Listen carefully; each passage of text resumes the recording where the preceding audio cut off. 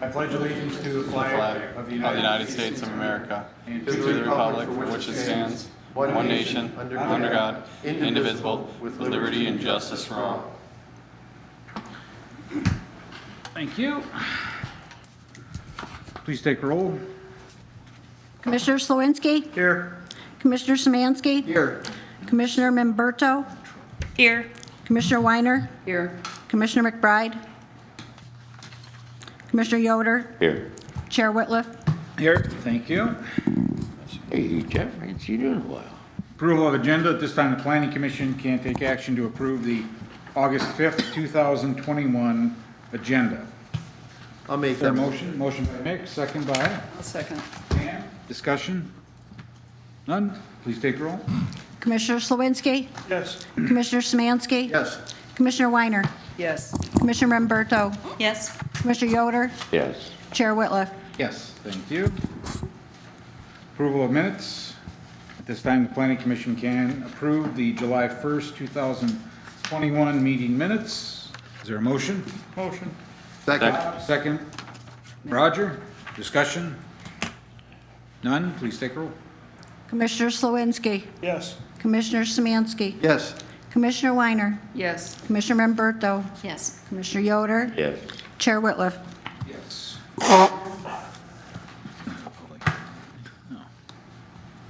Okay. Don't laugh at me. Public hearing, we have none. Public comments on agenda-related items. I'll just make this comment. All comments and handouts from the speaker at the podium will go through the chair. Also, there will not be any interaction between the podium and audience. This rules cannot be followed. The chair can terminate this portion of the meeting. You will have between 3 and 5 minutes. Anyone has a comment on the agenda, please come to the podium, name and address. Anyone? None? One last time. None? Roger, you want to make a comment? No comment. Okay. All right. Okay, moving along. New business, B&L Capital Investments LLC parcel split. So this is just a parcel split there. It looks like the Super 8 Hotel on Arthur Street has a large parcel there. It looks like they're just going to be splitting. Initially they had two parcels. I think there was some confusion with the memo there. I think I talked to a few of you. They owned both parcels. We had to get the names correct on that. That was remedied with the quitclaim deed there. And then they're just hoping to just kind of do a lot line adjustment, which later in the meeting we'll talk about the form we're creating, which would have made this a whole lot easier. So. All right. Mr. Horvath? Yes. You'd like to address any questions that the Planning Commission may have? I'll try to answer them. Anybody got a question? We're in the process of probably retiring. We've been there, for quite a while, and Good to retire already, Bob. yeah, we're getting tired. I don't blame you, kiddo. So, Tired or retired? Retired. Okay. There's a building in back that we want to keep for ourselves. It's a storage building. We keep our summer toys in there, jet skis and boat and pontoon boat and everything else. And we like to keep that if possible. Okay. All right. Any plans on future use for the large vacant parcel in front off of 31? The large parcel, The grass, the green space parcel that's in between your business and, Merit, the old Merit building? yeah. Not right now, that's contaminated. Oh. Okay. No, it was just as the grass there then. Just the grass, yes. Yeah, we knew it when we bought it, but, yeah. Okay. Just curious, what made it contaminated? Well, next door was Merit's GMC dealership and gas station, or Ringo's, Yeah. and it had a leaky tank, Ah. and it just worked its way over there. It may be, over time, it's clearing itself up, I think. There's test wells there, but nobody's been in there and inspected them, so we think it's going to be, and someday it'll be okay. I just don't know when. Okay, thank you. Yep. So you'll keep that portion, correct? Yes, yes. Roger, you have any questions? No, no, that's pretty straightforward. Yeah, yeah. Kelly? Don't? Pam? No, I'm good. Mick? No? Bob? Nope. All right, thank you so much. Thank you. Yeah. Good luck on your retirement, Bob. So with this, is there a motion to approve the split? I'll make a motion. Motion by Roger, I'll second it. second by Bob. Any discussion? None? Everything was pretty well straightforward with the surveys and everything else. All right. Once we figured Take out your what word it for was. it, Bob. I only Do the survey, Bob? I only had a couple people call me and ask me questions. All right. No further discussion, please take roll. Commissioner Slawinski, Yes. Commissioner Smansky, Yes. Commissioner Weiner, Yes. Commissioner Memberto, Yes. Commissioner Yoder, Yeah. Chair Whitliff. Yes, thank you. Next one, 480 River Street parcel split. Just a second. So this is the split where the city is selling a portion of the lot there to Ted Fricano for his business there. We're lucky enough to have Jeff McCullough with us to have explain any questions there, so. Okay. Mr. McCullough?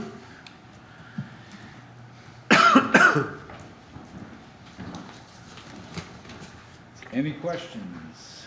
The only question I have is, what was when the boathouse was there, were they renting or leasing the property that encroaches, their patio encroaches? Yes. So the history that I am aware of is it goes back to at least to 440 West. And if any of you have been in that building and can picture the seating that's on the west side, not the deck portion, the interior, there's a wall and then there's seating along the river. Yeah. All of that is actually built on city property. And when that was constructed, the city agreed to lease that land on an annual basis to the business. Then the lease was expanded to include the outdoor deck area. When the property was foreclosed on, city staff, led by the city manager, had some discussions that the property would probably be more attractive to sell that land as opposed to doing a renewing lease. And it would encourage more investment in the property and give a new owner, more options. So when Mr. Fricano made an offer on that property, we started discussions and offered the concept of selling that property as opposed to leasing. Certainly that makes financing and construction easier for a developer. And then there was actually desire by the current owner to expand the deck that's there and to create a walkway down to the Riverwalk level. So the land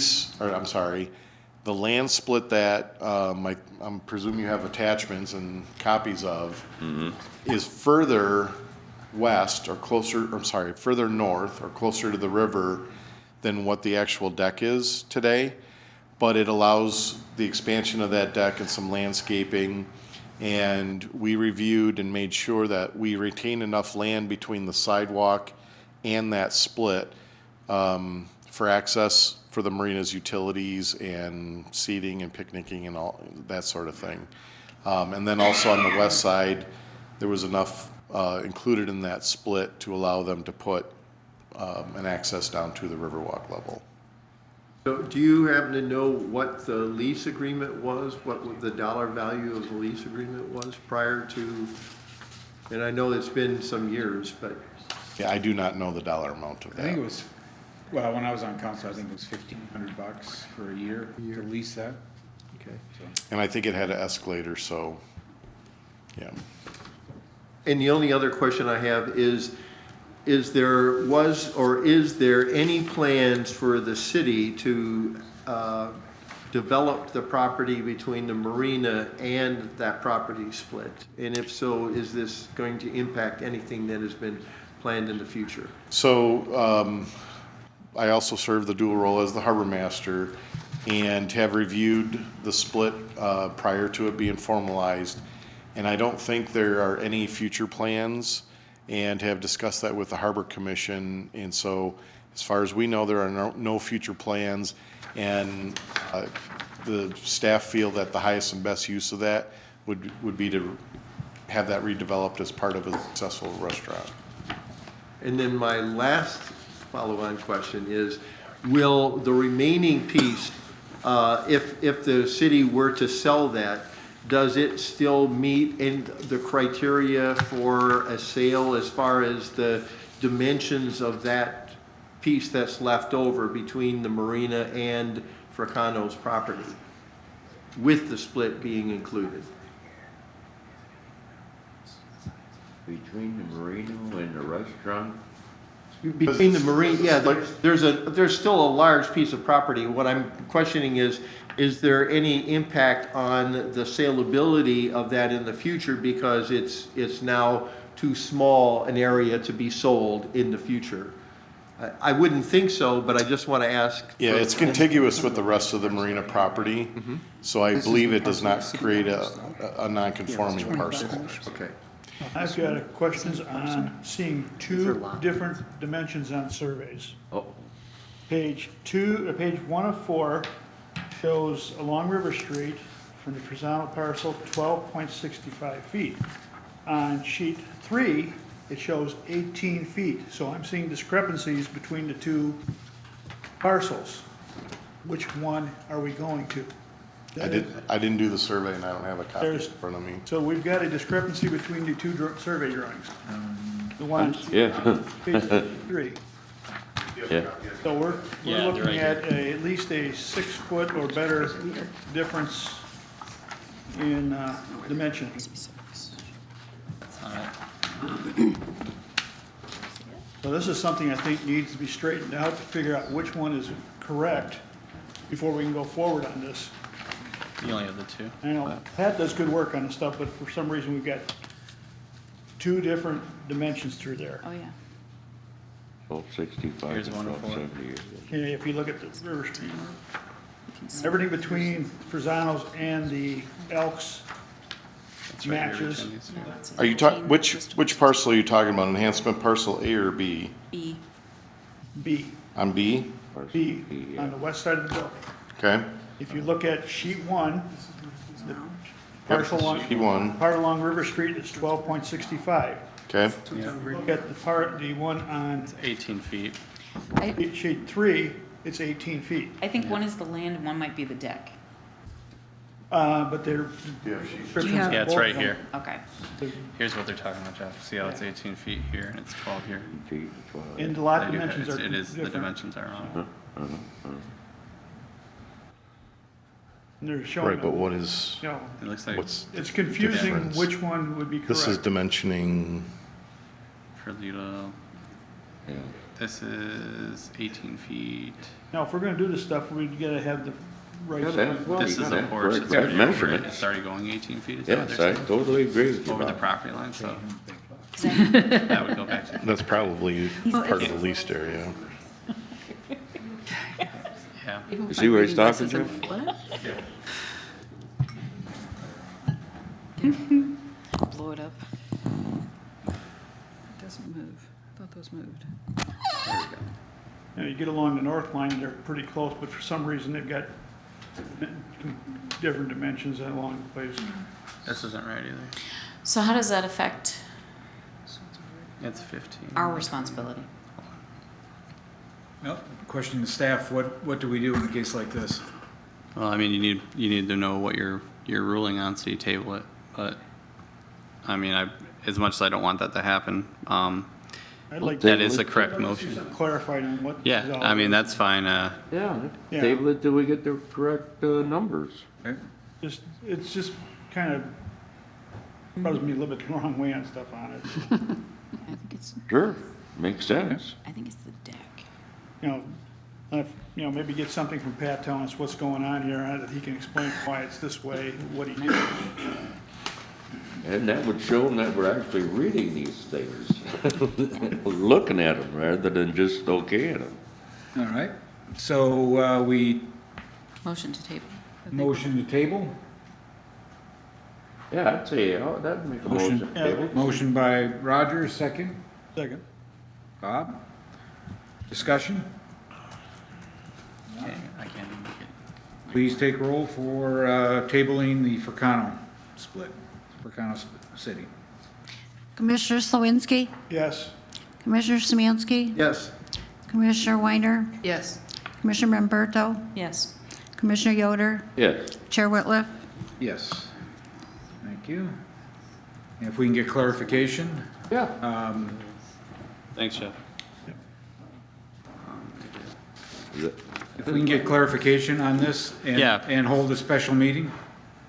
Yeah, for we this? could call it, yeah.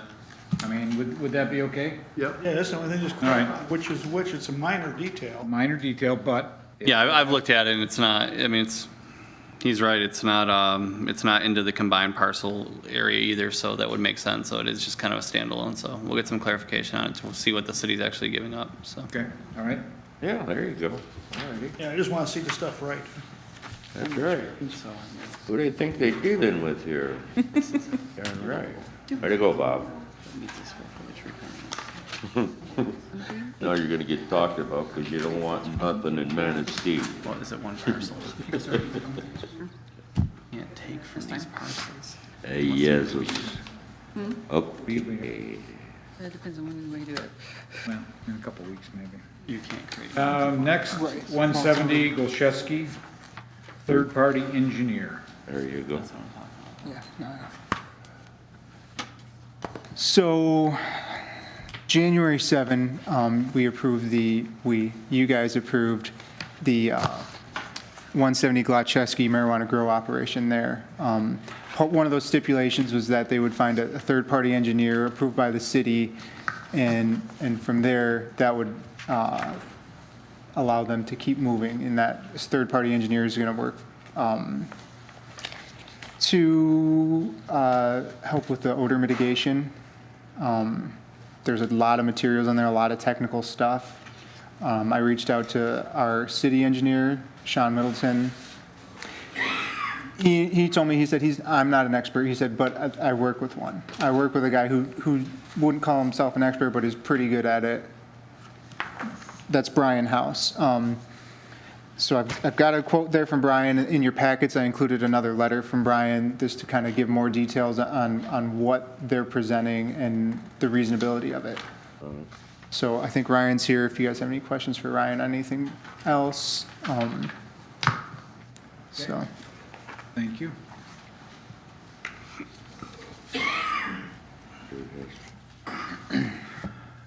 Good evening. Good evening. Hey, Yeah, if you guys have any questions about anything, or if I can. Could you state your name, please? Oh, yeah, Ryan Fitzsimmons. I'm here to represent the ownership group of MRK Investment Properties and Victorian Reserves at the stated 170 Golszewski.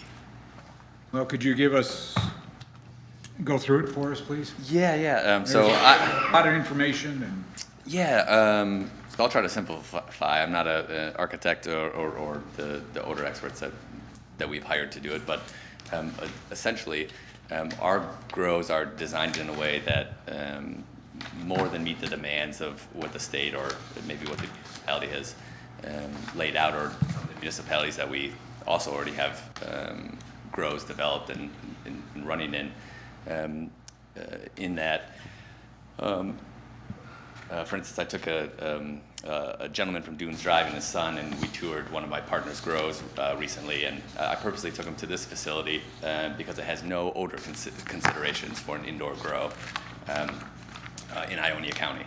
And that facility, other than exterior walls that are well insulated, and there's no other systems in place and things such as the design that we presented to the city. And we stood outside the building, and there's 500 plants at this Class A facility, and there's no odor detectable from the outside, just with those well-insulated exterior walls. I think in January where I spoke on it, the company's values, or anyone growing cannabis or cultivating cannabis, should have the same values in line with the residents, and that if there is a detectable odor outside the facility, you're essentially allowing contamination and an air exchange to go in between, and by doing so, most likely your harvest would not pass testing. So I brought the gentleman down to the facility to show them that even in just a well-insulated building, that he shouldn't have the concerns, or as great of a concern as he had about cannabis cultivation. I've toured before we started to invest a significant amount of capital in these grow facilities. I've toured at least 24 facilities across the state of Michigan and in a few other states. And there's only been a couple facilities that I've seen that there is an odor from the exterior, but they haven't put things in place. And those facilities had, upwards of 20,000 plants or more. And the only distance where you started to pick up an odor, you were within 10 or 15 feet of the building. We design and grow cannabis in a slightly different way than everyone else, where we have a well-insulated exterior building, and within that large exterior building, there's small, what we call microenvironments. So these small pods that have their own HVAC systems and are not connected in any way, shape, or form to each other or the exterior building. And then access to those small pods are in corridors where we control the pressure. So we have a negative pressure system, and so any odors that would come out of those pods would be directed to exit the building through a single exhaust system. And we've hired and designed the building with a company in mind that puts a natural liquid. I'm going to do a really terrible job of explaining, but a natural liquid that they vaporize as that air exits, and it latches onto the molecules. And again, I'm not a scientist, so this is sound bad. And it essentially breaks it down, so you no longer have an odor of cannabis at all. And because we've limited and made our design in such a way that the only time you would get an odor, so for instance, on a building that doesn't have any just well-insulated exterior walls, the only time you would get an odor is by opening doors and having that odor escape. So for us, we have the exterior, and then you've got smaller pods within, and when those pod doors open, we would have to have those pod doors open at the same time you would have exterior doors open, and the exhaust fan and the negative pressure would have to fail in order for that not to go out and hit that liquid that's vaporized to neutralize any odor. And by doing so, we really limit, the statistical chances of that occurring are very, very slim. And for us, if it were to occur, it would be very costly to us and not align with what the residents would want to see either. And while we operate in other facilities with grows, I know how important it is for Dunes Drive residents and other residents of the city to know that we're good partners or good community members. So we've invested a significant more amount of capital than we have in our other facilities to ensure that there's essentially no chance of odor escaping or going beyond the building. So I hope you can appreciate my layman's version of the design. It has been done by a number of people that are much smarter than I in those areas. So, So as I see this, basically you have really three systems. You have two negative airspace systems, and then you have this that's basically your fail-safe that would eliminate any possible odors. So, and again, negative air is the same as what you have on most bathrooms, as far as standards, right? You're right. supposed to, not have the odors. But my question is, I understood that the state also has very strict requirements for not having odors escape, right? So very much, yeah. would you say that this system that you've developed far exceeds the state standards for no odor? Yeah, I think you'll find, I don't want to give a percentage, but the vast majority of cultivation facilities do have systems in place that really, or the city said it, to make sure that communities are not affected or negatively impacted in a way. And I think my attorney was telling me last week that there's over 70 cultivation facilities just in the greater Lansing area now, and statewide that puts the number, in the hundreds. We currently operate, or my partners and I, in various businesses, are involved with grow operations in 4 different municipalities. And by far, this has been the most robust as far as the systems in place. And I think the considerations for the community, the biggest concern of getting those smells are really for an outdoor grow. And I think where everyone is really concerned, like, how will this get hundreds of feet away from the area? And that's the only way that the plant really produces that smell, if it's out in the open and you've got a wind that's putting it across, towards housing or that. And so you'll find that out of the facilities out there, we want ours to be the best, and in doing so, we want to make sure that there's no negative impact on the community. So what you're kind of saying is that those pods that are inside will have like almost an airlock to get from the main building into the pod. Yes. For simplification, just like an airlock in between. Correct. Yeah. And the reason for that for us is twofold: is the odor, but it also maximizes the plant health, in that we recreate the environment. Strains of cannabis come from all over the world, all over the planet, and so we try to replicate the environment that they may be in. So if that strain typically grows at elevation, we can deprive that pod of oxygen. Through oxygen deprivation, we control, humidity, temperature, all sorts of things, and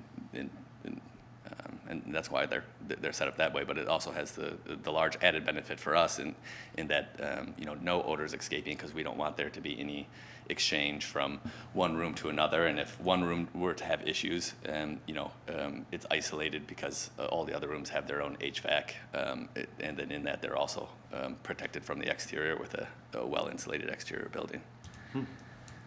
So in your other grow facilities, have you had any formal complaints from neighbors about odors?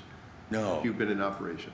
No, I haven't had any. And then my partner, I don't have ownership in the grow that I reference in Ionia County, that I took the facility in. In fact, they the week after they got approved, there was a complaint, but as it turns out, they had no plants there, because obviously they got approved, but they, you don't just turn on the light switch and have a bunch of plants.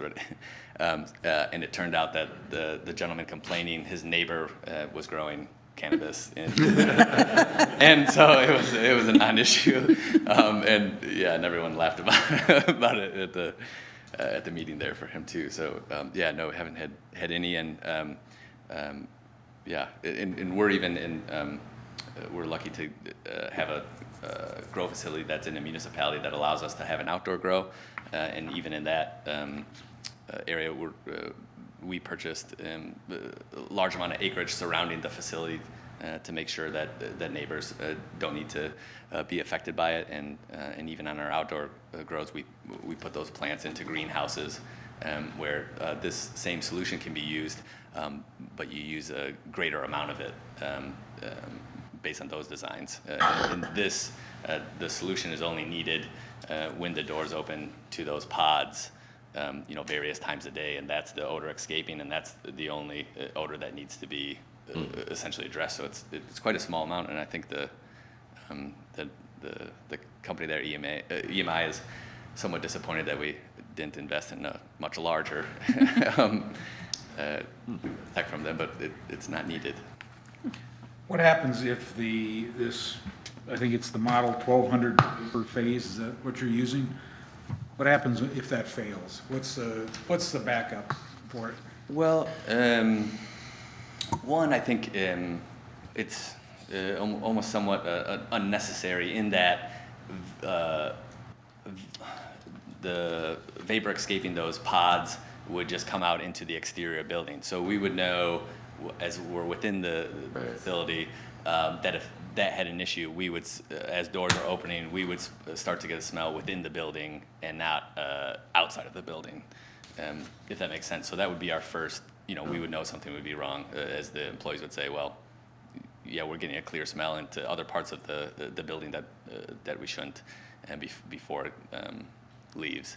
So And with it- that, then no doors would be open to the outside if there is a smell that comes out? Odor? If this system fails? Oh yeah, I think I think you would just be managing, making sure then in the time it takes to essentially fix the unit, that we'd make sure that doors to the pods are not open at the same time that the exterior is, and you wouldn't have it escaping that way. And I think anything, even if it were to come out, anything that were to come out because of the design, it's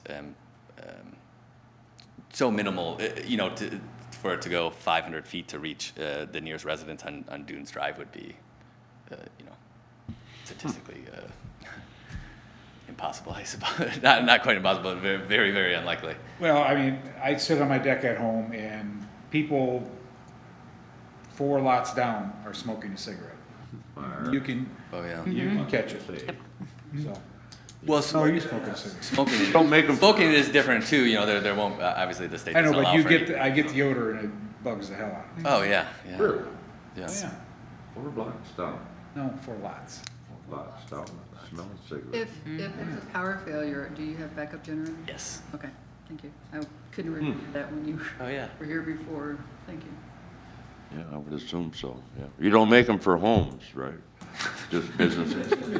He doesn't make Well- those at all. But actually, you can get systems, air cleaner systems, like similar for your home. Oh, do you? I'm sure you can. Because I worked, I'm just kidding. long story. No, we Oh, that's okay, that's I all was just- right. I was only, okay, all right. okay, very good. Any other questions? Bob, you got something on your mind? Nope. No? No. Roger? No, I think it's gonna be work, I guess. It's gonna, Any questions? Shelley? None. Tammy? I had mine answered. Okay, thank you. Yeah. Well, thank you all for the opportunity again. Thank sure. you. All right. So, 170 Golczewski, third-party engineer. But before we move on, Oh. the hope is that you guys were to approve the engineer there, Okay, so they could move forward. Yes. I got 2 mixed up in there. It's okay. Yeah. Okay? You're just looking for a motion to approve the engineer? Yes. Yeah. Make a motion to approve the engineer. Okay. I'll second that. There you go.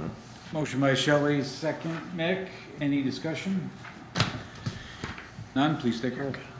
Commissioner Slawinski, Yes.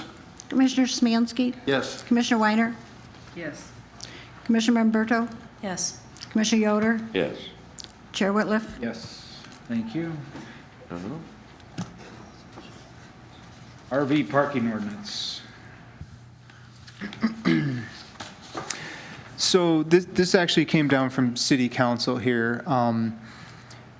At a city council meeting, one of the council members expressed some concern about our current RV and boat parking ordinance and seeing them on the street, things like that. In your packet, I included some excerpts that pertain to Manistee's current ordinance, and where those lie. And then I've also included ones from Frankfurt and Charlevoix. Just as kind of reference of what other communities are doing that have similar situations as we do here. So I think, let me catch up here.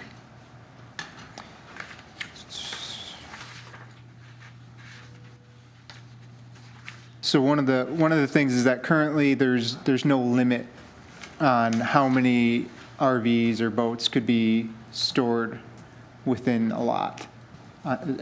In particular in a residential district. That's one concern that we had. The other one being parking in a driveway that's in the front yard. The language is a bit, I don't want to say muddled, but essentially RVs aren't allowed in a front yard. So you could be in your driveway, but it technically wouldn't be allowed. So if there's any other issues, that's why we included the whole excerpt that would pertain to that. That if you guys saw anything else, the city council kind of, because it starts here, asked if we could go through it and address any of those needs and anything else that might be of concern. And I just want to clear up, like, we don't necessarily see any issue with the zoning ordinance the way it is now. City council has addressed us with some concerns that they had. And then rather than them making a motion that night to try to address the zoning ordinance, the proper channels will go through you.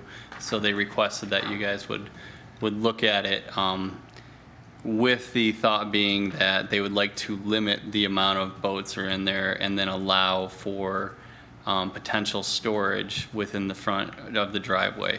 I just want to clarify that because we're not, this isn't coming from us. It's coming down from City Council asking you to review it and see if it fits within the guidelines of both the master plan as well as if you guys feel there is an issue with it.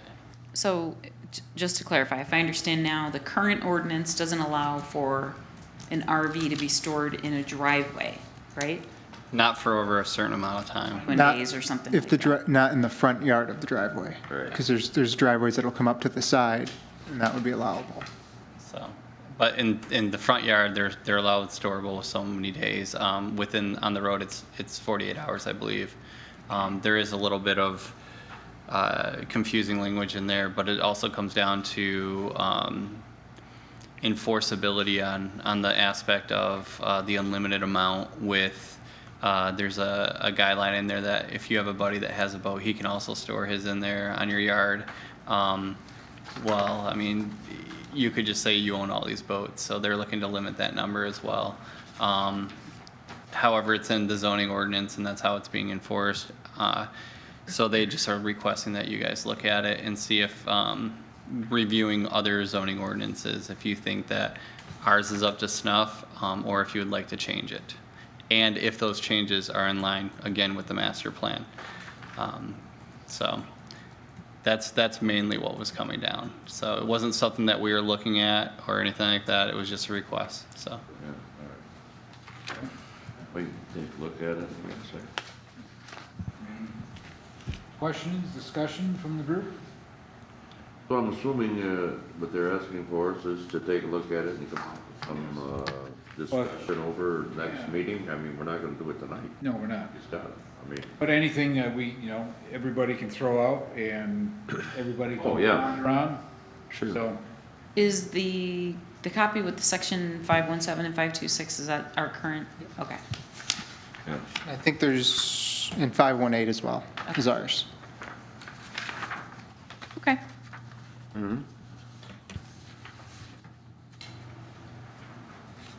And when you guys look at that, also, think about your own neighborhoods and what you've seen, because I know it is becoming more and more of an issue, as well as people that you're seeing electrical and sewer lines running out to some of these neighborhoods now. So just keep that in mind when you guys are reviewing this. So. okay, All right. all right.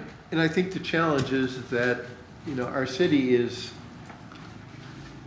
varies from area to area. So in some areas, you could have a boat parked out in front of your house and you would not impact your neighbors. In others, you're taking away their parking space.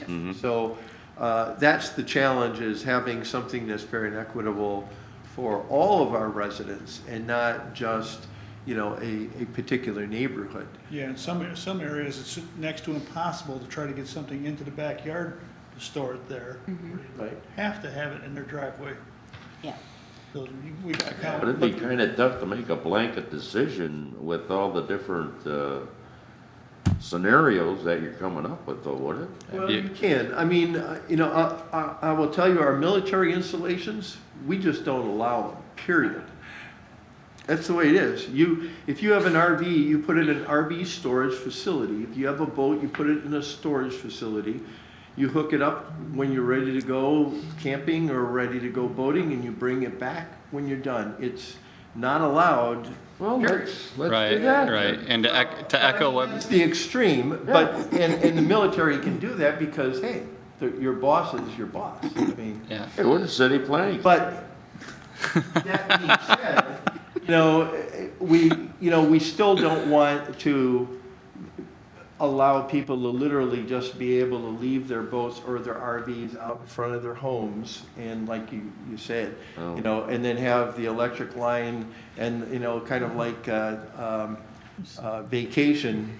Which An Airbnb, I'm looking them up, I'm ready. you put the. No, he's down thinking into the Christmas storm vacation. drain. Yeah. Oh, Christmas vacation. And again, we've all seen it happen in this town since I've been here. Yes. Yeah, I think realistically, for some of these summertime toys, the people have to be able to put them somewhere in the winter. Yeah, everyone has a home for it. Yeah. I used to tell my neighbor if I wanted an RV, I'd paint it on the side of my house.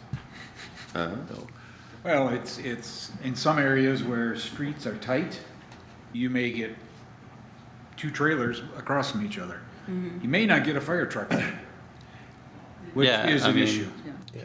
And there's, there's 48 hours, there is what it is, but I realize it's also an enforcement issue.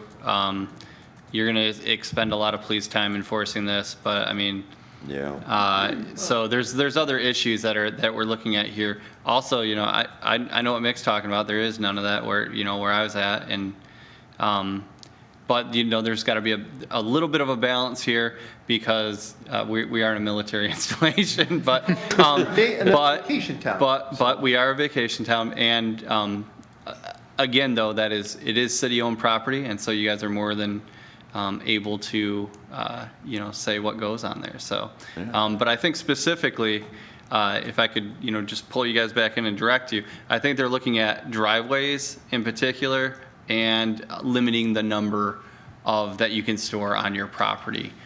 So you commonly see like owner-owned only and licensed, those types of things to avoid blight. But there is really no rule that says that you have to allow people to be able to store their vehicles on the street. So while you guys are looking at that, I think those are the real key areas that they wanted to cue in on. Review the ones that we provided, and I'd also, ask you to review a couple more of towns that that are similar or that you feel that are doing a good job handling it. So we went after, I think, Charlevoix, Frankfurt, because they're often cited as model communities by people within Manistee. However, if you actually look at what they have on the books, some are pretty restrictive, some are nothing really at all. So they might not be what you guys are looking for. So I encourage you to look at in maybe Ludington, other ones that are similar size. Yeah, I would ask us if we could look at what Ludington is. They're looking having the at. same issues, they're going through the same thing because there's people putting cones by trailers sitting on the street for. It's Right. started here, so Yeah. I see more and more of them. And Well- how does the city, what does the city consider the alleyways? Well, the alleyways are city property. Well, I ask Depends on because, the plat too. Depends on- Some parts of the city doesn't have alleys. It Yeah. depends on if they've been abandoned too. Yeah, you can always go through the abandoned process, which is quite lengthy. well, no, I'm curious, not because of the bad ones, but because of the good ones who put them behind their homes and Right. off the alley and. Yeah, and they're allowed that the alleyways are not considered a front yard. They're considered usually a rear yard or side yard, depending on if it's a corner lot or not. An access point for them. So they can just utilize that. So it's pretty common when you're looking at like planning as far as like city planning. If you're designing it, there's some that the only way to access your house is off an alleyway. So the alleyways are city property, but they're more of an access point, like Bob is saying. Okay. But no, you're not allowed to park on them either. So like. No, yes. But you do see people there. I know there's alleyways with trees in them that they're not accessible. But they are platted and they are city. So. Okay. I think if you look down on like 22nd Street down that area, you'll see. Yeah, because I know there's some driveways that are behind homes and only accessible through the alleys. There's some municipalities where there is no public utilities in the street. There's sewer, water, and all that run through the alley. So there's nothing in the main streets. All the utilities are through the alleyways. Okay.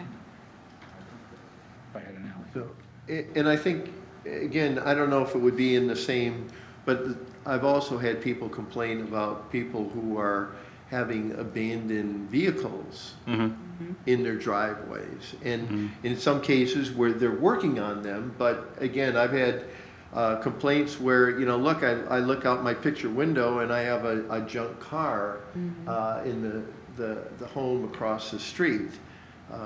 But didn't it have to be licensed? Didn't we address that? So they have to. I believe, it might even say operable as well, so, They operable, it just says licensed. Registered, yeah. okay, so I will pull that's common for them to also be operable, so.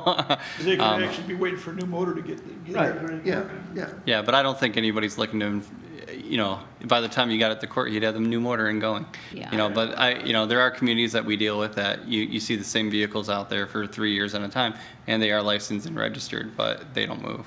So I can understand some of the frustration off of that. The police do a pretty good job of orange tagging those vehicles. I mean, there's still some in the city, but they do a pretty good job of. And most of the time, some of these people get around it by moving the vehicle about 5 or 10 feet. It's in a different location. So it's been moved. Yeah, oh, yeah. Yep, that works. Yeah.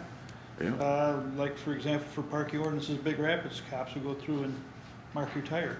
All you have to do is pull your car ahead 2 feet and you're good. Okay, so we'll study this and Yeah. come back to it.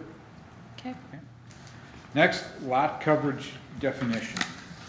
So this is an issue that really came to light with a previous amendment that went through in January or December on patios, and I included that in there, and it's section 502, section 3.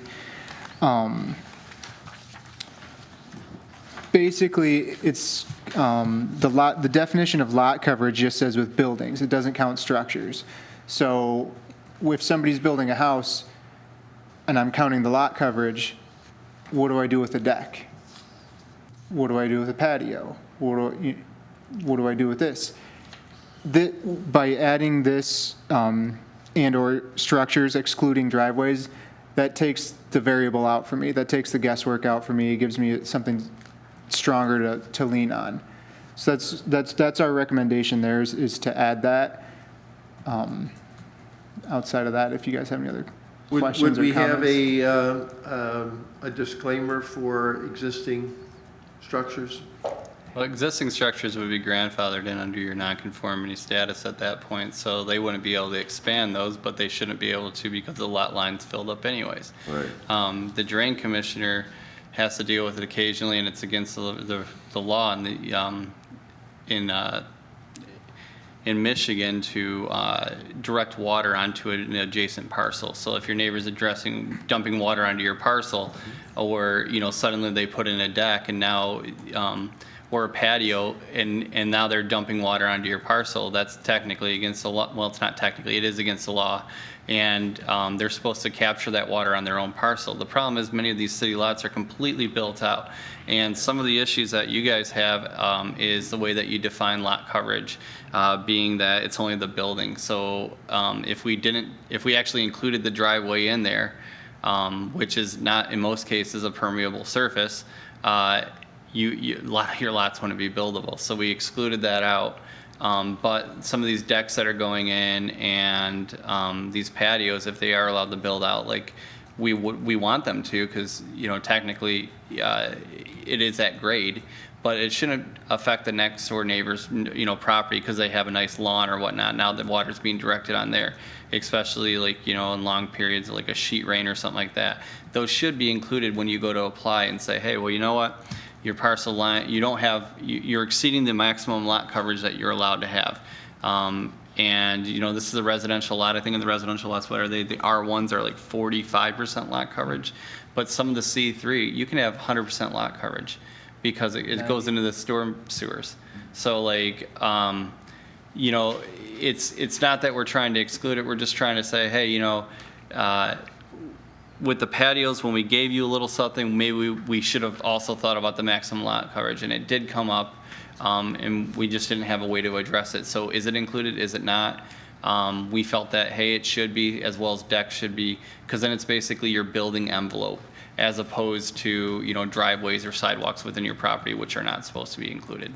So, but again, you're not supposed to direct water onto your neighbor's property, but, you know, you put in a driveway, you're supposed to slant it back towards your driveway and then out towards the road.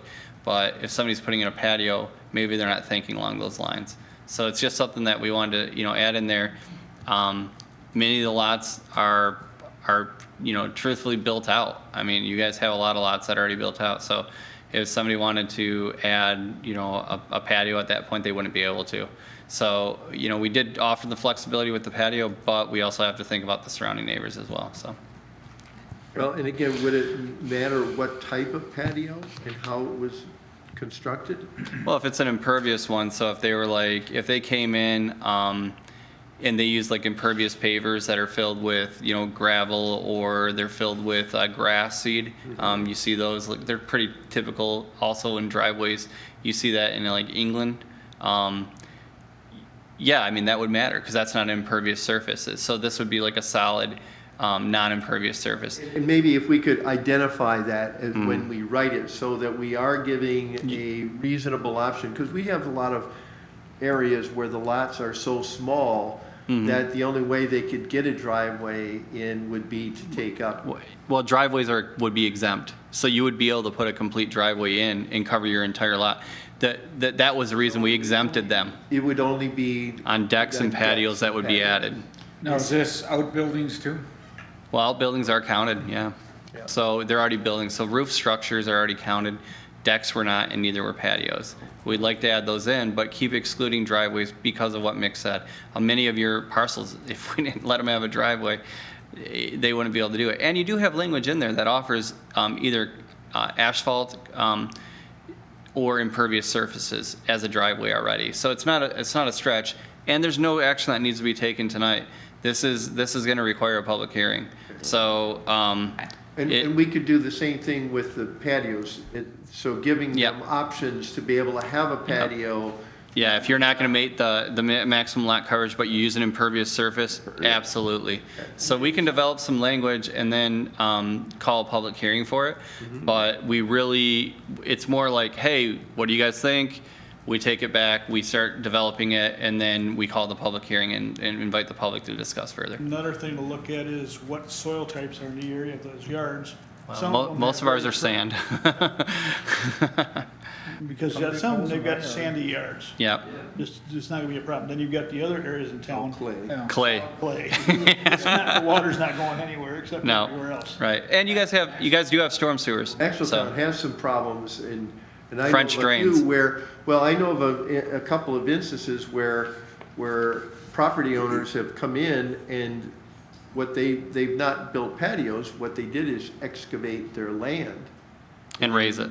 They raised their land and brought up the level, and then now their neighbors have swamp. Yeah, I would direct them to discuss that matter with the drain commissioner, because that is technically illegal. You can't modify your land Right. and then dump it onto your neighbor. That is completely illegal. Well, that's what happened. Well, it's happening. You I can know. go and actually see. Yeah. Yeah, I've seen Fortunately, I'm not the drain commissioner. I was looking at it today, that's quite. You guys might even have a provision in the ordinance if we look. I don't know. I'd have to ask Zach, but if there's one that says, you know, if they don't have to pull, if it's just dirt though, they don't have to pull a land use permit, so we can't get them. But drainage calculations are considered when they pull a land use permit. But if no land use permit is poured, or they fill in their yard, you know, wait 2 weeks and then pull a land use permit, we really can't get them because they've already done the work. When we walk out there to investigate, it's already at grade. Well, and that's pretty much what's happened, but literally you can see the next door neighbor is literally, it never dries. It's underwater, cattails are growing where there used to be a lawn. It's got a wetland. Yard. Yep. Yeah. Yeah, I So would isn't that point them settled? I know. What's that? Didn't they settle that out in court? I'm sure that's where I would go, and I'm sure that's where the drain commissioner would go. I don't think at least one of the neighbors has the wherewithal to be able to take it to court. I would still talk to the county drain commissioner and see if he can help him out. Mike You know. Pachesny come over and wanted to know about how long that's been there. It's been there for years. You know, and then on top of that, maybe it, you know, I don't know who these individuals are, and I apologize. I don't live over in that area, or I don't know what's going on in that area, to be honest with you. But, you know, maybe there's some attorneys in town that would do it pro bono. You know, there's always that aspect of it as well. Yeah, I thought they did already. All right. That should be public knowledge, eh? The result of something like that? I would think so, yeah. Yeah, I wonder. If it's been resolved, If it's been resolved. or they might have settled. Yeah. I mean, Yeah, them cattails are, yeah, I was down there today looking at them. It really is something. Take a fishing pole? No, I had the cats with me. so Roger. Chasing mice. Who's got cattails in their yard? What's that? I said, who's got cattails in their yard? Down by Roger. Down by Roger. Yeah, All right, lot line adjustment form. fine adjustment for them. So this is the form I kind of alluded to earlier. We'd kind of spoken about, I think, at the last meeting, and it really would have helped Mr. Horvat here in his situation. He owned both lots. Being able to just use this form to do a lot line adjustment would have saved him going through the whole parcel split and the combination, and then it goes to city council, and it really streamlines the process. And technically, because there's no form, people do this. And our issue is that when this happens, people are able to create non-conforming lots or a litany of issues for us. And we would never know. Right, That the issue is that we wouldn't know because there's no way of tracking it. When you have the form, it's a whole lot easier to find out who did what. Oh, sure. So, Yeah. so lot line adjustments also like don't go through the Land Division Act, so they're not actual land divisions. So you're just adding in a lot to a neighbor. So two neighbors come to an agreement, they go register it at the Register of Deeds. They exchange their money if there's money that exchanges hands, and they record it. It's not a land division, but so there's like if they go and do this, and there's no way so we don't know if they did it. Let's say they're both lots of record, and I buy, and they're both undeveloped, and I'm like, hey Bob, sell me 10 feet, so I become in compliance.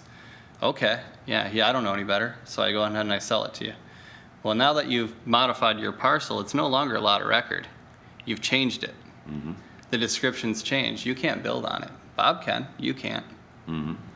So like, we're trying to protect people as well. It's not just because we want to track this, but we've ran into this in Arcadia and a couple other places where lot line adjustments have taken place, and then in order to be a lot of record, you have to have existed prior to the zoning ordinance going into effect. Well, now you've modified it. There's a date on the modification. We go and we check that. We say, you did this in 2010. And he's like, my neighbor said it would be fine. Well, it's not. You can't build. Yeah. so part of this $50 would be basically an insurance policy that after this lot adjustment, they are not jeopardizing the Yeah. value of their property. It's essentially a zoning check. We're going to say, hey, Yeah. on this, you're not meeting the square footage. You're a lot of record. If you modify this, you will not be able to build. So it's just a check. Another thing on this, when these people are doing these adjustments and not recording anything, if both people go sell their parcels, it reverts back to the original descriptions because there's no Yep. recording of this adjustment. So all of a sudden, Yeah. they told me it's here, but they're telling me now it's here. Yeah. Yeah, and here's another one, just to throw another one out there, not to give people ideas, but let's say we ran into that situation where Bob's like, I can't build because I'm not a parcel of record. I sell him 10 feet, and we do a lot line adjustment. He goes and he builds, And then sells. and then he sells it back to me. Yep, I've seen that before too. So then, and we have no idea that occurred at all.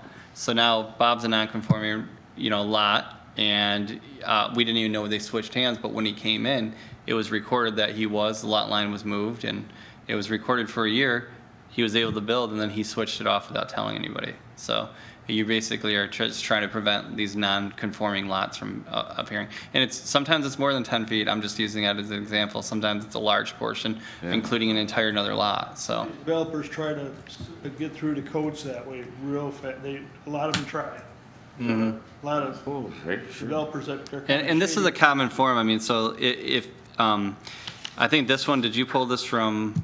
Clam Lake Township. Okay, Georgetown Township, west of Grand Rapids, also has a pretty good form on this as well. Just the way you keep a record, basically. Yeah, and then, the next step it would be, talking to the county and seeing if we can get a policy in place that says, when these lot line records come in, it requires a form. So we're making our way there. It's just, it takes a little bit of time and explanation to everybody to get it, moving in that direction. And the fee there. $50 fee would you consider that to be fair and reasonable to cover basic expense? That's our recommendation, but that's set by council. So that if you guys feel comfortable with that. I'm just saying it from your, that Yeah, would I be- mean, like. We don't necessarily need to make it a revenue. So when generator, we but do we'll it, cover when our we costs. look at something like lot lines and adjustments and in general, usually require at least two people in our office to look it over. Because some of them get pretty complex. You have to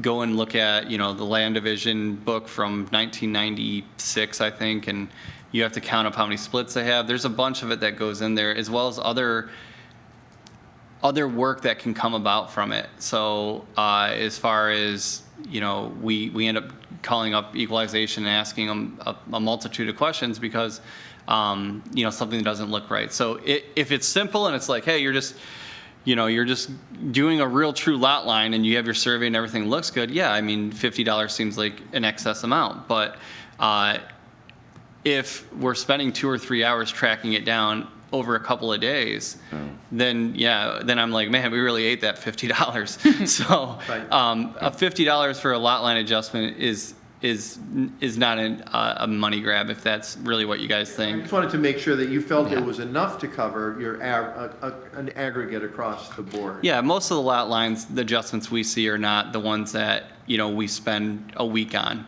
But occasionally we do get those. Most of them are pretty clear cut. You come in with a survey, you show what you're trying to do, better yet, you have a conversation with us beforehand, and we can measure out your lots and say, how much are you taking from them? Okay, that will get you there. Don't spend, the $1,000 on during the survey, prior to having a conversation and then finding out you can't do it. I'm kind of dealing with a project along those lines right now. We have adjoining parcels that were owned by brothers, and they want to adjust the parcels for this brother's kids and this brother's kids, but this is how we want to do it. But between them, and I'm fighting all the ordinance stuff, trying to get everything together so they can say, okay, I have to give a presentation to the owner, say, here's what we can do according to the ordinance. And then you gotta look at additional splits that are left to each parcel as well. So that's a big thing that people mess up on with land division, is you divide off a parcel and you don't say how many. So if you don't put in that, hey, I'm giving you X amount of parcel splits on top of it, it means you didn't give them any. So if you had a 40-acre parcel and you split it into a 20, and you were allowed 12 splits on top of that, and you kept all 12 of them, well, that person can't split for 10 years. You have to ask for them when you buy them. Yep. It's a 10-year window in there. The $50 there, we came to that because that's the same fee as a parcel combination. All right. Great. Bob, are you? Well, are you and happy that's with just a recommendation to council. Council sets your fees. So when you guys, are you recommending the form, then we'd also ask that you recommend, a fee that you guys feel comfortable with.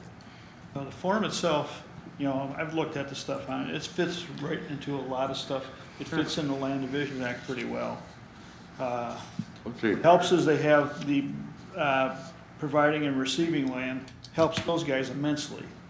Because those guys would be looking at, mainly they can look at the number 1 and number 2 is going to save them a lot of headaches right there off the bat. And they see number 3, there's going to be all kinds of changes in there because depending on the situation. you may not have waterfront, you might not have floodplain or anything like that. None of those may apply, which is fine. Right. Number 4 nails everything down right to the numbers for them. So it makes it real simple for them to look at, and something that doesn't look right, they're gonna question it real quick. Well, if Bob's happy with it, If Bob's happy with it, that's right. Exactly. A motion to we need action. submit it to council for approval, including the Yeah, I would- $50 fee? Yep. Okay, So moved. so you made the motion. Yes. Is there a second? I'll Second. do the second. By Shelley? Any further discussion, Bob? No? Zach did his homework on that one. I had a lot of help. Okay. No discussion, please take roll. Commissioner Slawinski, Yes, Commissioner Smansky, Yes. Commissioner Weiner, Yes. Commissioner Memberto, Yes. Commissioner Yoder, Yes. Chair Whitliff. Yes, thank you. Old business, we have none. Public comments and communication. For this one, Mark, to start us off here, we've got Steve Glagola here. He's going to canvass the commission on a parking issue with his 314 Sibbin Street. He's got some units I'm sure he can discuss with you. Considered old business then? No, I would consider this just another canvassing. Okay. And that's why I was going to stick it there. He came to me just about an hour after I sent it to you guys. I said, well, I'll make sure you're there because it was So close would enough. this be under comments? I would put it under public comments and communication, yep. All right. Please come to the podium. Name and address, please. You have up to 5 minutes. Hi, okay. Steve Set the Glagola, timer. 314 7th Street, 5 minutes, it's still.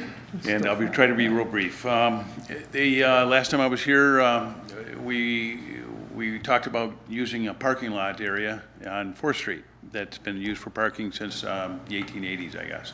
Well, Jeff McCula took some measurements after that. They're going to widen the street. There's not going to be enough room. So now we're at the point now where I'd like to ask you guys to waive the parking requirements. That's where we're at. If right now, when we're in the zoning process, that's a big issue. If we, at this point, with the plans that I've given Zach and Mike, there's 14 residents, 14 in there, and we may add 5 more. We've got 2 of them already that are going to be with my family, so really it's 12 to 17. And if you can waive the parking, then we can go forward, and I think it'd be an asset to the community. I've looked at the area there. There's not a lot of parking on the street. Everybody has driveways and garages. There's alleys on both blocks. There's a park not too far, Morton Park.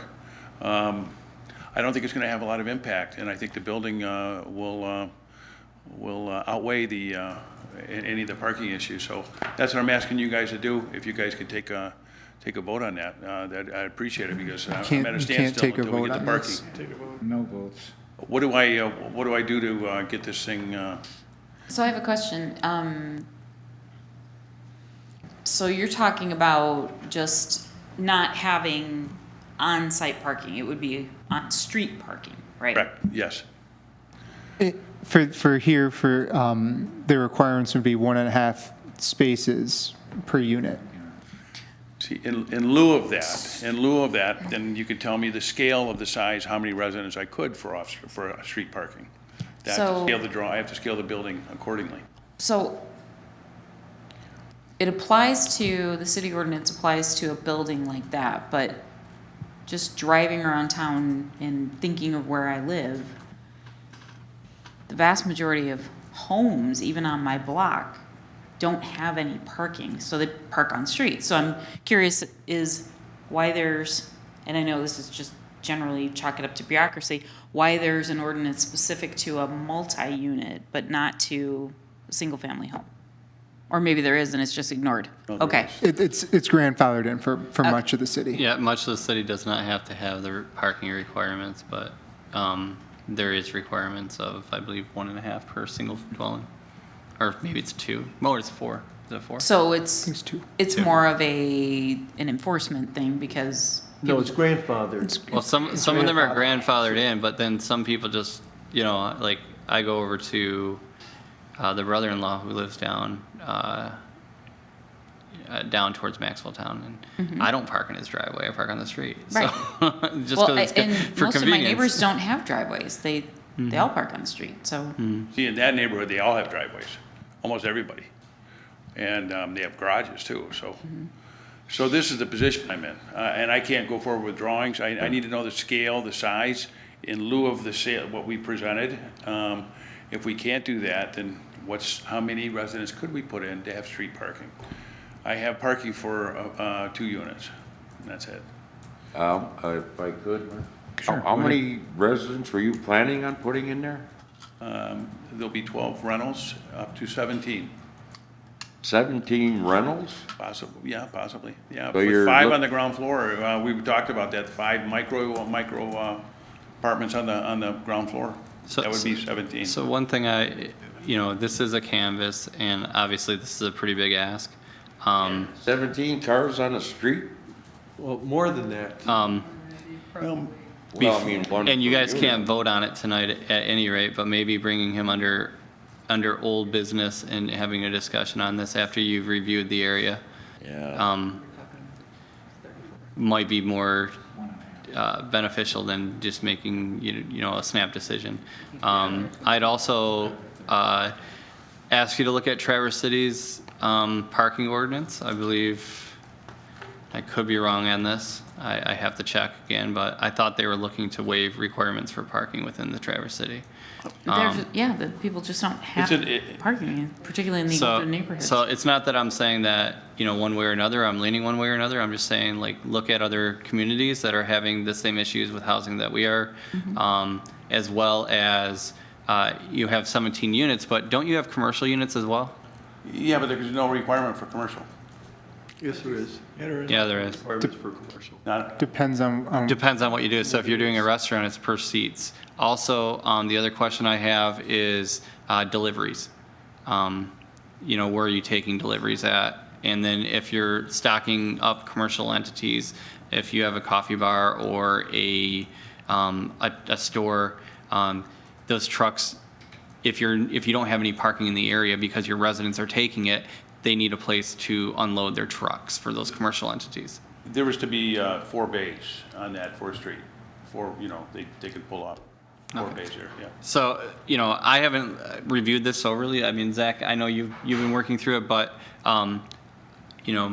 I know you guys can't make a decision tonight, but I would strongly suggest, making your way down to that area, reviewing it for yourself, and then looking at some of the other ordinances that are, more in areas that have developed rapidly and seeing what they're implementing, as well as maybe Zach putting this as an agenda item under old business for the next council meeting.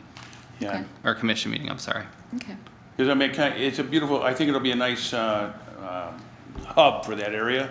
Oh, What yeah. we're gonna do, what I'm gonna do with the building.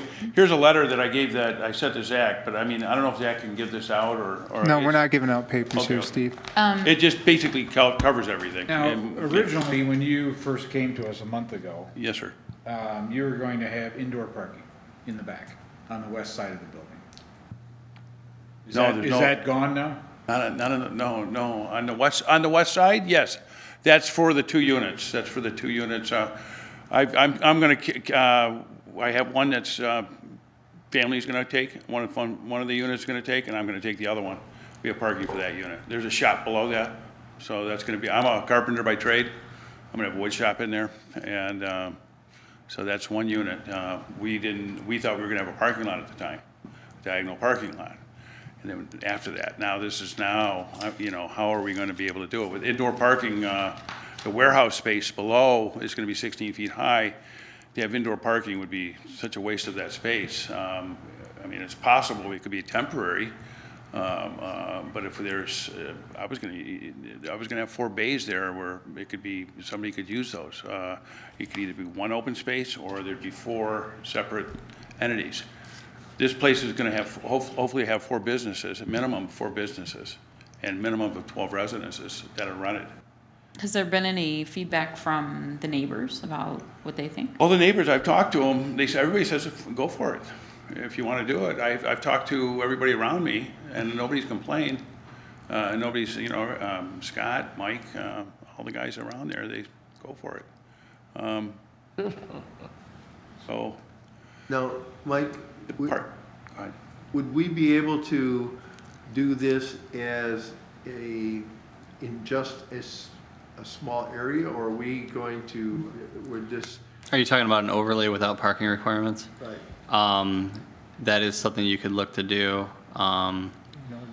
But you would have to have an ordinance amendment as well as a map amendment to identify the overlay area. I mean, it is something that we can do. We've talked about housing overlays in general before. Yeah. You know, and I asked Zach to write down,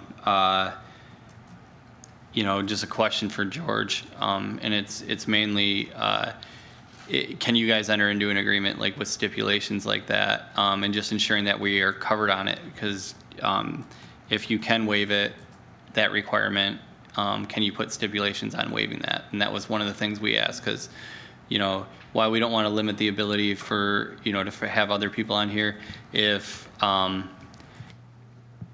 you know, you can understand the area of parking, you know, and you could say, hey, we're going to limit you to half of these have to be long-term rented, at least, or, you know, a 3/4 or something. I don't know. But, you know, that way at least the residents understand what their traffic area looks like on a day-to-day, and you don't have out-of-towners coming in and not understanding where they need to park. Bringing boats and RVs. So, you know, that might be something that we are looking at, you know, asking George if you guys can put a stipulation on it. Because one thing is you own the apartment and understand, or you're renting it and you understand that there's no parking available. Coming in and renting something and coming into our city and realizing there's nowhere to park is not, you know, we don't want to set that as like what they remember when they came. Yeah. So. And my concern is all I think of is for 6 months out of the year, you only have a half a street. on Alternate every parking, block. yeah. And when you look at that, you could be going down to Fifth Street to park your car. Yeah. There is, It's, I don't know how you have to affect this. I thought maybe it could be a special variance just for this particular project. I don't. You guys, I mean, it's not. I can scale it back. I mean, that's the other thing, is I scale it back. I went to the maximum because everybody said they wanted housing. So I said, okay, I'll see how many I can put in there, with the anticipation that I could use that zone for a parking lot. And now I find out I can't. So Yeah. if we have to limit the size, then we scale it back. But I can't go, I'm at a standstill, you know. Fourth Street is narrow, I know. very narrow. Yeah, I know that area quite well. yes, sir. And Yeah. if we make stipulations, I'm afraid we're opening a can of worms here. Yeah. I mean, other developers have come in here and they've abided by what we've said, by the ordinances. Yeah.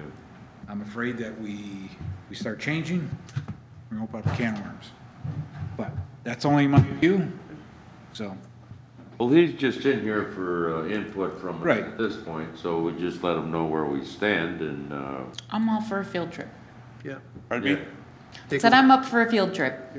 Okay, so let's go to- where do we stand now? We table it So- for a little bit, or? So, yeah, I mean, essentially, like, they need to go down and look at it themselves, and then, that's a lot of. they're gonna put you on the agenda as old business, and we're gonna go back and talk Same and have time. discussion with the city attorney. What you're requesting Well, yeah, is you know, is I don't know. not typically common, so. I understand. I didn't expect this. I would love to build a building for you guys, for the city, and I think it'd be a nice, start for that development of that area, to revive it. And, Well, it is the old highway and I know there's movement. Yeah. People want to revitalize Yeah. the old highway. yeah, I'd like to. Put so. the old 7th Street Grill back in and There you go. revive it. What was it? 24 hours. 7th Street Grill. Oh, where was that at? Was it 20? That's right across the street from your building. Actually- Well, it's a hair shop The hair now. shop right now. Yeah, okay. That used to be good for after, Well, 3 o'clock in the morning. All the consideration. I appreciate it. Thanks. Going to Thank work you, Steve. sometimes. Thanks. Thank you. Thank you. Yeah, thank you. Yeah, you always said it. Pretty Well, I hope the best. We'll see what happens. Maybe next month, is that what you're thinking? Well, you'll be on the agenda next month. Any others in the public that would like to make a comment?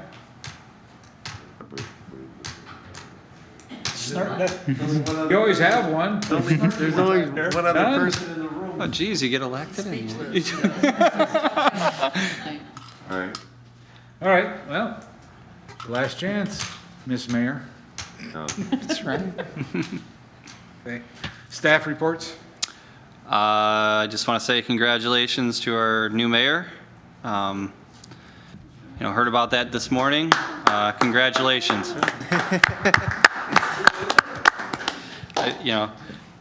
Linda? Stand up, Linda. I didn't mean it that way. Hey, congratulations, Linda. Other than that, if you guys are interested in recreation, the County Recreation Commission is always looking for people to participate. There's also another 501c3 that's out there called Friends of Smart Trails. We're looking to develop trails within the county. So if you guys are interested in trail development or the county recreation plan, I would encourage you to attend. How much time does it Take- require? Oh, well, the 501c3, I've been stepping away from that committee because once it was established, and I want to work with them, it's kind of a conflict of interest if I stay involved with them. So I would contact Rob. I'll give you Rob's email. Thank you. And he's working through that with, he's one of the directors of that. So. Interesting. And then the County Record Commission meets the first Monday, thank you, of the month. And they have to adjust their meeting though, because I think they're meeting on Labor Day currently. So I will keep you informed on that if you're interested. Thank you. Yep, I would be interested in that. All right. There you go. Zach, anything? No? Nancy? Set. Okay. Member, we'll start with Roger. Anything, Captain? Yes, I would like to, is anyone aware that the old hospital where we had the patients over there? Drug rehab? Yeah, has been closed for a year. Yeah. And also the Civic Club has not been used because they use that for their meetings. Are we aware of that? I think the old hospital's still open. There's a lot of cars up there. No. No, I talked to the guy, his wife worked there, they just shut her down a year ago. Was it because of COVID? COVID. Well, I don't know if it is, but I went by there the other day, there was only 2 cars. I think they had closed for COVID, and I don't know that they've just not opened up yet. And then, like I say, the grass and the caretaker over by the Civic Club has not been maintained. So they must have walked away from that, I don't know. I was just wondering. That's all I got. Okay. Thank you. Shelley? I have nothing. Okay. Pam? No. Nick? No. You got something? No, good. Okay. Yeah. There you go. We're good. What about Bob? What about Bob? Here, get busy. I have nothing, so with that, it is 8:26. I'll take a motion. Motion? Motion by Nick, second. By everybody? Everybody and anybody. You.